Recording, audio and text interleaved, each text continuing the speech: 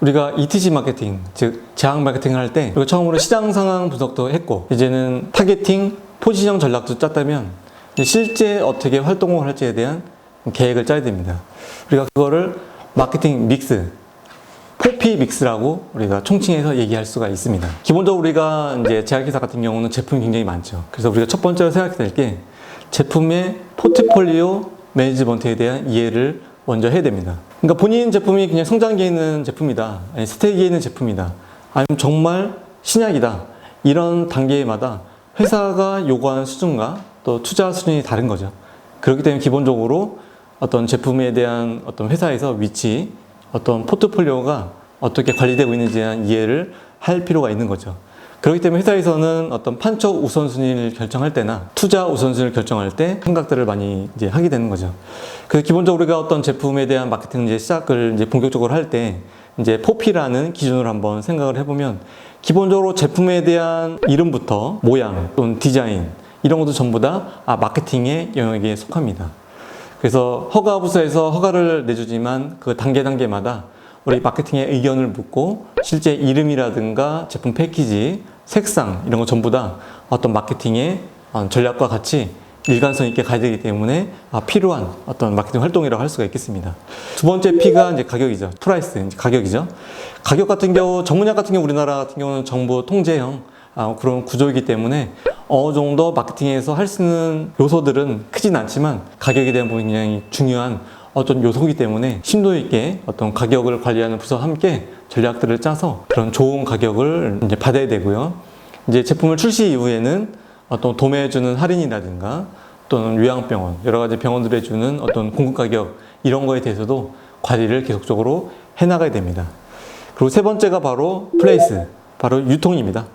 그리고 기본적으로 전문약은 우리 의사 선생님들이 처방을 하면 약국인 약사님들이 제품을 도매상이나 회사한테 신청을 해서 제품을 구비하고 이제 환자한테 복약지로 한 다음에 처방을 하는 이런 구조로 되어 있습니다. 그래서 우리가 경로에 대해서 마케팅 PM이 전략적으로 짜기는 쉽지는 않습니다. 왜냐하면 기본적으로 선생님들이 처방을 해야 되기 때문에 그렇습니다. 그래서 오히려 프로모션, 어떤 제품 홍보에 대한 부분을 더욱더 우리 마케팅에서는 관리를 하는 것이죠. 그래서 우리가 기본적으로 전문약은 대중광고가 되지 않기 때문에 제약 영업사원을 교육을 잘 시켜서 우리 선생님들한테 그 포지셔닝 메시지를 잘 전하는 이런 역할을 해야 됩니다. 네 가지의 4P, 마케팅 믹스의 정리를 충분히 마케팅 부서에서는 잘 관리를 해야 되고, 4P가 잘 믹스해서 이 활동들을 실제 해나가는 데 있어서 평가와 통제도 잘 해나가야 됩니다.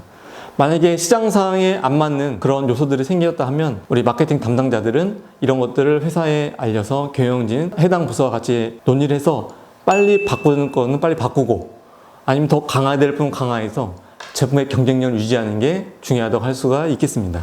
기본적으로 제품이 어느 단계에 있느냐, 우리가 이런 거를 제품 수명 주기라고 할 수가 있겠는데요. 우리가 아무래도 신약 같은 경우는 이제 도입기라고 할 수가 있겠죠. 홍보를 많이 해야 되기 때문에 대량 광고 또는 우리 심포지엄, 또 선생님들한테 우리 그 영업사원을 통해서 좀 더 빠르게 홍보하기 위해서 학회 활동이라든가 이런 것들을 좀 더 공격적으로 할 수가 있습니다. 어느 정도 이제 제품의 인지도가 올라가기 시작했다면 성장기죠. 성장기에는 우리가 이제 여러 가지 유통망도 정립하고 영업력을 더 굳건히 해서 기본적으로 회사의 제품의 성장에 기여할 수 있는 그런 제품을 만들게 됩니다. 그 다음에 이제 성숙기로 접어들게 되면, 이제는 성숙기를 하면 어느 정도 이제 경쟁품이 이제 준비되기 시작되고 어느 정도 시장에서 안정화됐지만 장기적으로는 이제 제품이 또 쇠퇴할 수 있는 그런 단계에 이릅니다. 점유율을 좀 더 확고하게 확대할 수 있는 이런 전략들을 짭니다.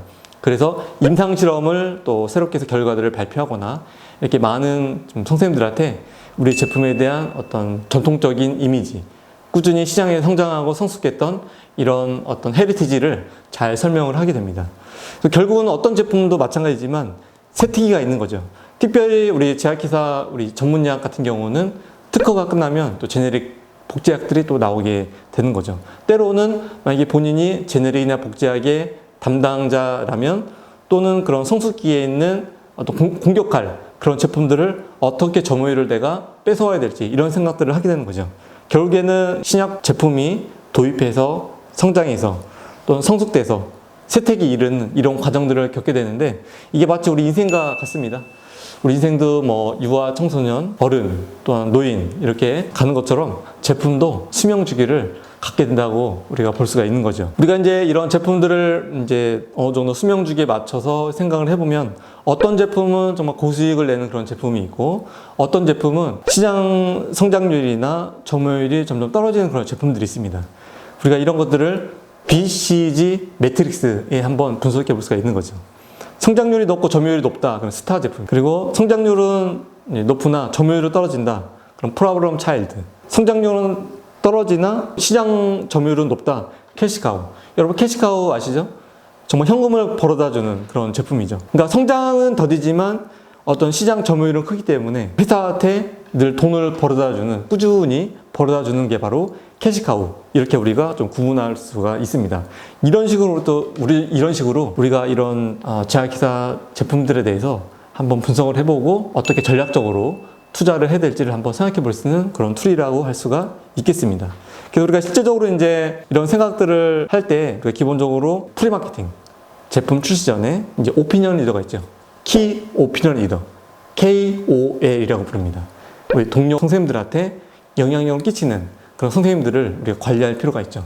이런 그룹들한테 먼저 마케팅을 시도해서 제품에 대한 좋은 이미지를 각인시키고 실제 제품이 출시되면 먼저 잘 처방을 해서 소개할 수 있는 그런 기회를 만드는 것이 중요하다고 할 수가 있겠습니다. 그래서 우리가 이제 판촉 프로그램을 만들 때 현재 선생님들의 니즈를 찾는 게 중요하죠.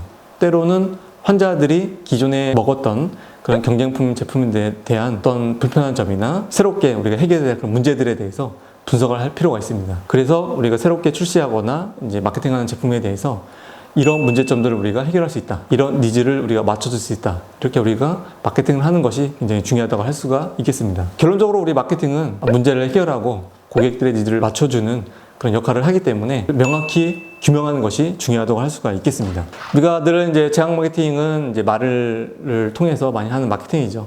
어떤 계약서가 있는 게 아닙니다. 의사 선생님한테 영업을 할 때 처방에 대한 어떤 계약서를 받는 건 아니죠. 그렇기 때문에 메시지를 잘 만들어야 됩니다. 그래서 주목을 잘 끌고 흥미를 또 야기시키고 또는 처방할 수 있는 어떤 동기부여를 할 수 있는 그런 근거, 학술 데이터, 어떤 그런 문장들, 어떤 포지션을 잘 만들어서 우리 고객들한테 잘 전달을 해야 되겠습니다. 그래서 이제 일반적인 프로모션에 대한 것은 우리가 디테일, 어떤 브로셔가 있고 영업사원을 통한 어떤 자사제품 설명회 또는 많은 기관들을 같이 초청해서 하는 다기관 제품 설명회 이런 것도 우리가 할 수 있고요. 또한 이제 학회장에 가서 부스 홍보라든가 또 학회와 같이 중장기적으로 어떤 데이터를 만드는 어떤 임상활동 이런 여러 가지 활동을 통해서 전문약 마케팅 또 홍보를 현재 하고 있습니다. 그래서 우리가 이제 이런 마케팅을 할 때 최근에 또 다른 이슈가 MCM이라는 또 컨셉이거든요. 멀티 채널 마케팅. 그래서 이제 추가적인 제약 영업사원을 증대하지 않고 어떤 시장에서의 점유율을 확대시키려고 할 때 우리가 MCM이라는 프로그램을 많이 사용을 합니다. 대표적으로 화이자의 뭐 링크 프로그램이라든지 우리 MSD의 온에어 뭐 이런 이제 프로그램 어떤 이런 플랫폼들이 우리 의사 선생님들한테 부족한 영업사원의 역할들을 더 해주는 그런 역할을 하고 있습니다. 그래서 일종의 이제 SOV 증대를 목적으로 합니다. SOV라는 거는 Share of Voice. 즉, 우리가 그 플레이하는 시장에서 우리 영업사원의 목소리를 더 쉐어를 많이 갖는다는 거죠.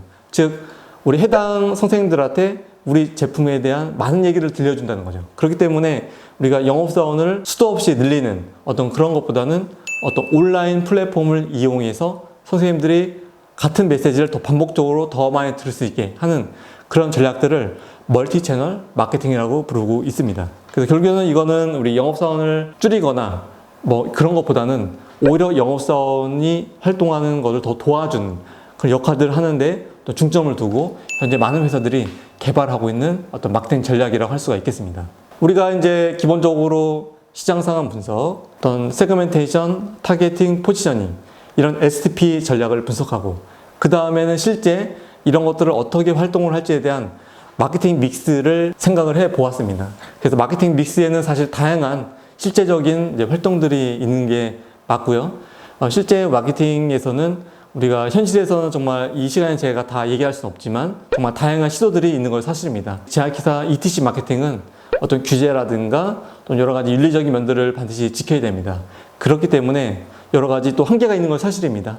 하지만 그래도 마케팅은 항상 창의력과 열정, 혁신 이 세 가지의 정말 키워드를 가지고 열심히 한다면 충분히 좋은 마케팅을 할 수가 있다고 생각을 하고 있습니다. 감사합니다.